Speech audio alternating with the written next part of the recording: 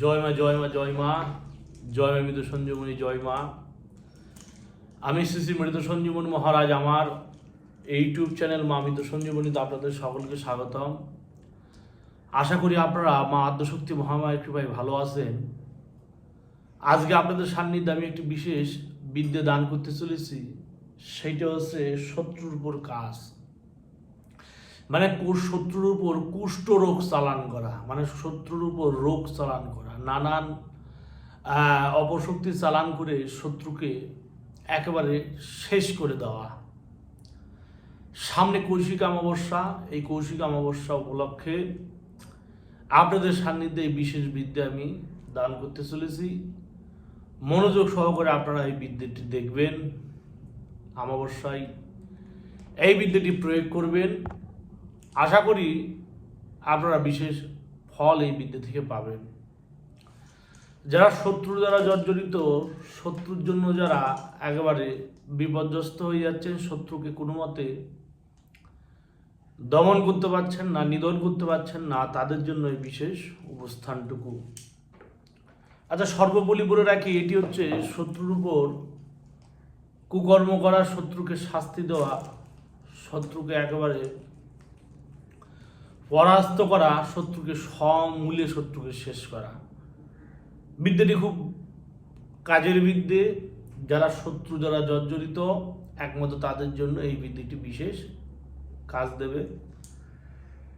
সামনে কৌশিক অমাবস্যায় আমার বেশ কিছু বানের কাজ আছে, আমি চেষ্টা করব আপনাদের কিছু কিছু সেখান থেকে অংশ কেটে কেটে দেখানোর, যদি সেটি সম্ভব হয়। বেশিরভাগ তো গুপ্তকর্ম করা হয়, আমি যেগুলো কাজ করি 90% কাজ আমি দেখাতে পারি না আপনাদের, ক্লায়েন্টের মানা থাকে যে কারণে দেখানো যায় না। তারপরেও চেষ্টা করব কৌশিক অমাবস্যায় কিছু বানের কাজ আছে আমার, সেগুলো আপনাদের তুলে ধরা, কিছু কিছু তন্ত্রের কাজ আছে সেগুলো তুলে ধরা, সেগুলো দেখানো। যে বিদ্যা প্রসঙ্গে আজকে আলোচনা করছি সেটি হচ্ছে শত্রুর উপর নানান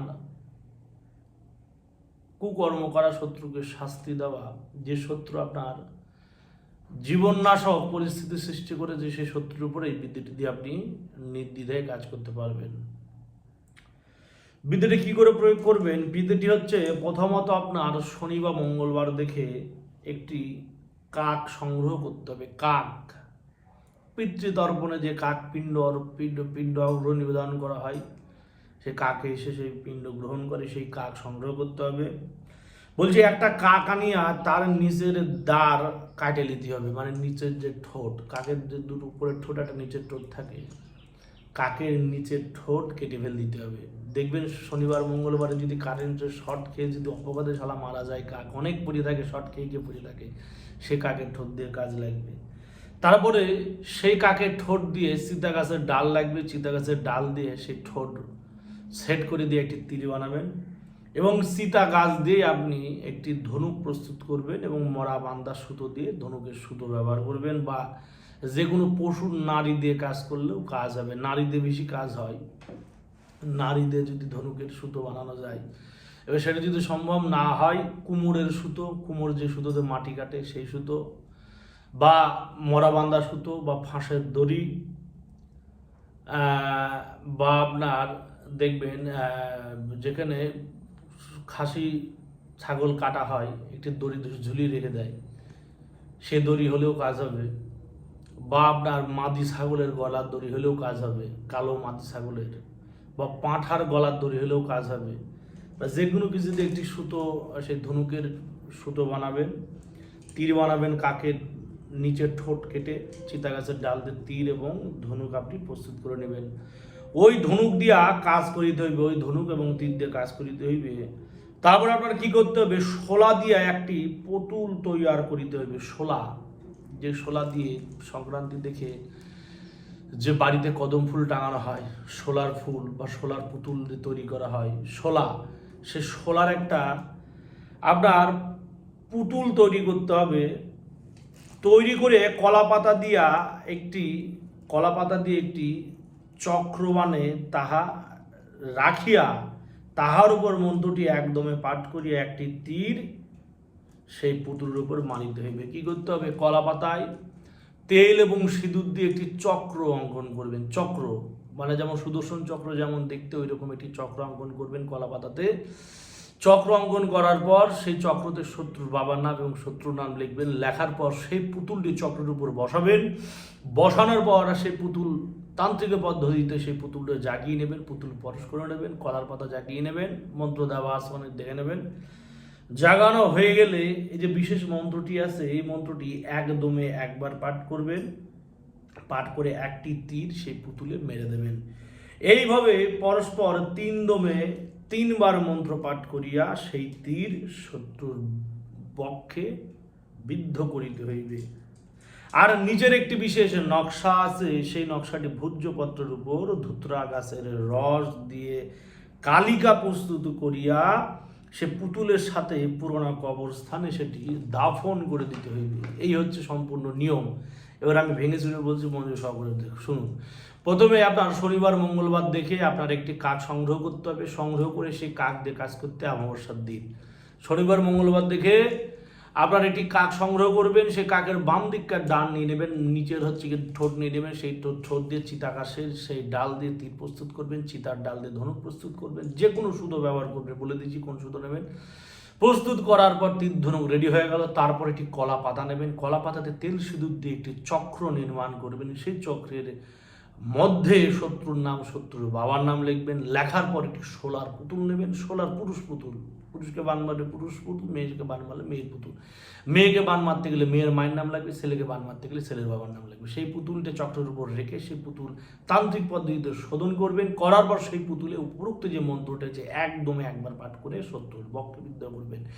এইভাবে পরস্পর 3 বার পাঠ করে 3 বার বক্ষবিদ্ধ করবেন। তার আগে ভূর্জপত্রের উপর ধুতরা গাছের পঞ্চাঙ্গ, ফল, পাতা, ফুল, কাণ্ড এবং শেকড়, এই পঞ্চাঙ্গ বা ধুতুরার হচ্ছে ফল, সে ধুতুরার ফল বেটে সে থেকে রস বের করিয়ে সেই ধুতুরার রস জাফরান কালি দিয়ে গুলে মরা পেটানো বাঁশ দিয়ে কলম প্রস্তুত করে ভূর্জপত্র উক্ত বিশেষ একটি নকশা আছে, বিশেষ একটি আরবি হরফে একটা নকশা আছে, এটি লিখতে হবে।